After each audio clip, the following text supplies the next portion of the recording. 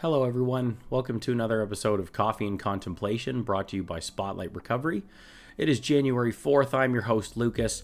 Today, we're going to be reading a reflection from the My Sober Life app by Hazelton.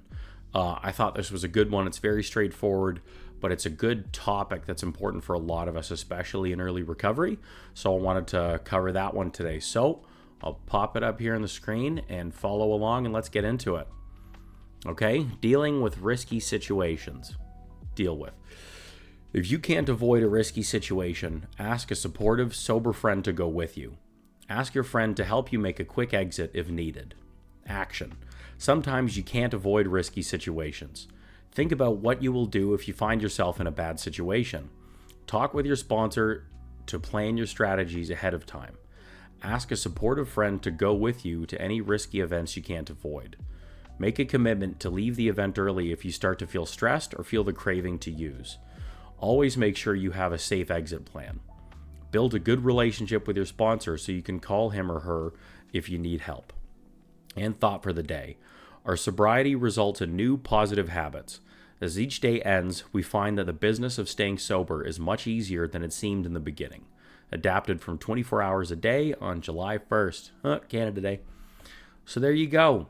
So this is a big topic that comes up with a lot of folks in early recovery. And I think we've all heard it in a group at some point. What do I do at a wedding? What do I do at a barbecue or a funeral? What do I do for my birthday? Am I drinking iced tea for the rest of my life? What the hell's going on? It's a common one. It's a common one, but it's also a big one. Like it may seem like just there's a reason it's common and it's so big is because we can't risk our recovery no matter what.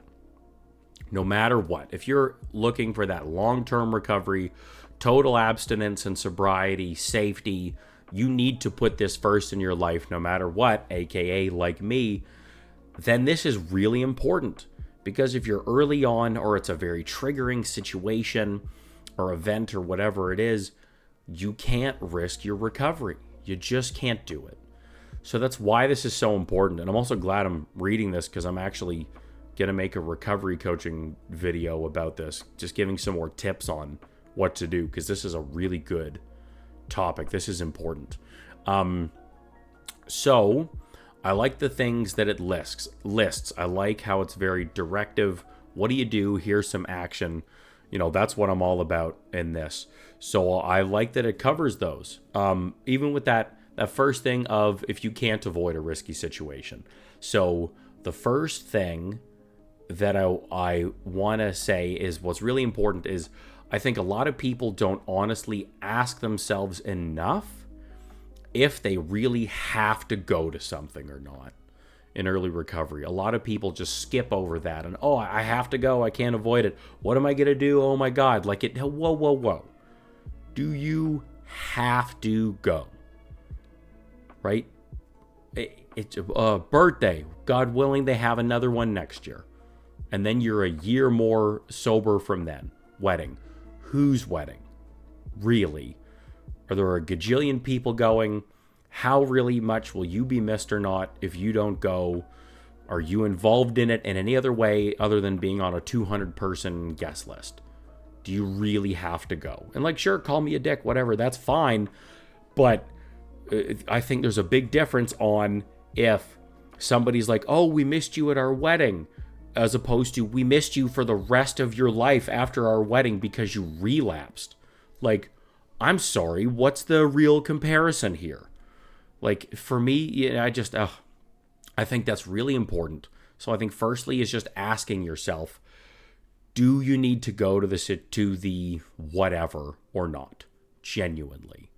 And maybe don't make that decision yourself.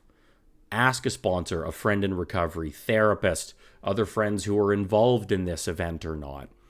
Really start with that digging. I think that's the first step that should be covered that isn't talked about in this reflection or not. I guess that's not their point of it. But that's a point for me that I'm raising. Then if you've decided you have to go, you cannot avoid the situation, okay, now we get into safety planning over it. Can you go for an hour? is an hour a reasonable time for you to go and show up to this thing, right?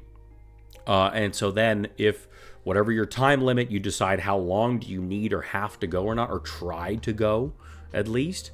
And then, yeah, go armed to the teeth. Don't be doing and dealing with all this by yourself and trying to figure it out by yourself, right? I like that. Ask a supportive, sober friend to go with you is a great one. Like either or both.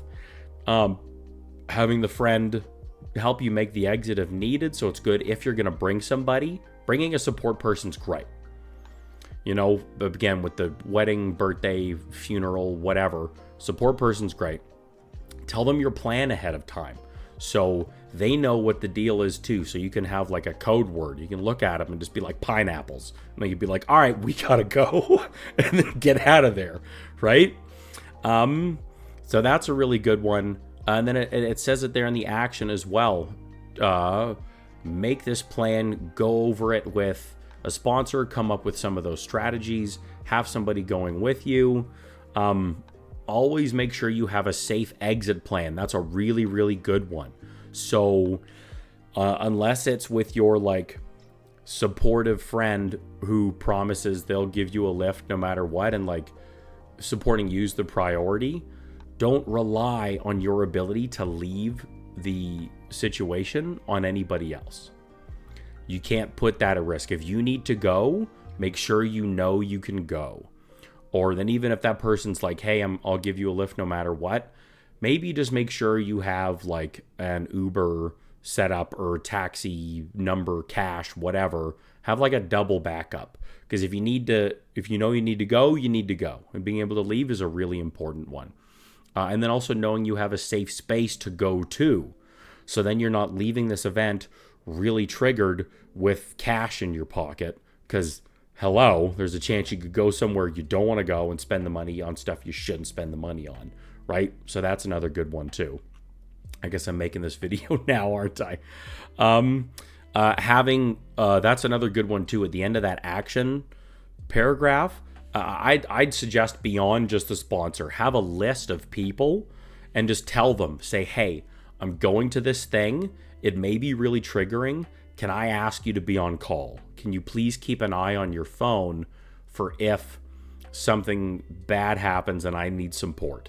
And get a whack of people, because they're also not pizzas, and it's not also their job to just sit there looking at their phone waiting for you. So get a list of like 4 or 5 people you can call in case you are triggered, so you've got that more ongoing support whilst you're leaving or coming out of it or whatever. You know, just the more support, the better. And don't get embarrassed. Don't get frustrated and think, oh my God, I'm too old. I shouldn't need to do all this shit. Like, it's not about you necessarily. This is about learning how to live with a disease, especially if it's alcohol is your drug of choice and drinking is really big at a lot of weddings. Like, there's nothing to be ashamed of here. You're fighting a disease. And you're fighting cultural norms or social norms. Like that's a lot. So it shouldn't be on you to take it all on. This is just being safe and smart to protect you. So that's what pops out for me with all of this stuff. I think it's a great topic. It's important. And doing the safety planning is really important. And I think it's a little underrated, because I've heard and seen so many times of people doing this and not making it. Go to the wedding, go to the cottage weekend or the class reunion or the big work trip or weekend or golf tournament or whatever, and then they don't make it back and they relapse. God forbid relapse leads to something worse, right? I've seen it countless times. So just invest the time and the energy. Do it for yourself. Protect yourself. And I can also promise it's not going to be like this the whole time. As you build in recovery and the longer you get, the easier the stuff gets. And eventually you don't really have to worry too much about it anymore. And then all of these fail safes and safety plannings and things you do just become automatic. So you don't have to worry about them so much anymore, because you're just so used to doing them to safeguard yourself and protect your recovery. And that's something that deserves a lot of respect and earns and gives some self-respect and love and pride in who you're being and how you're behaving now. right? So anyway, those are all the things that pop out for me. I just want to cover the thought again here. Great. Yeah. So okay, hilarious. The thought is literally what I was just talking about. Awesome. Nailed it. There we go. So great. I hope that reflection stood out for you as much as it did for me. Please put down in the comments, what did you think about it? What stands out for you? What are things that have helped you in safety planning and avoiding or dealing with risky situations or avoiding them or not? Please, we'd love to hear them. Love your input, because there's always more tips we can learn, and those tips could really help somebody. And that's the entire point. Okay? So throw those down in there. Please do the rest of the YouTube things, subscribing, liking, sharing this content if you're enjoying it, because that really helps us, and then we can get that message out there to other folks and hopefully help them. And then in the description, we've got the rest of the ways that Spotlight Recovery can support you. Okay, I do personal recovery coaching with folks. So if you're enjoying what I'm talking about, if you've got a risky situation coming up, you don't know how to navigate it, send me an email, lucas@spotlightrecovery.com. I'd love to see if there's a way I can help you navigate through this. Okay, and we've also got our other recovery coaching videos, podcast, blog, all of these other things. So there's a lot of free resources down there too. So take a look at those. And if you're enjoying this content, feel it's going to be helpful to you and others, then please consider supporting us, donating, becoming a member, buying our merch. It all really helps us out a lot, and we can keep doing this, okay? So thank you. Thanks for checking it all out in the video today. Hope this stood out for you. Have a blessed 24, and we'll see you again tomorrow. Bye for now.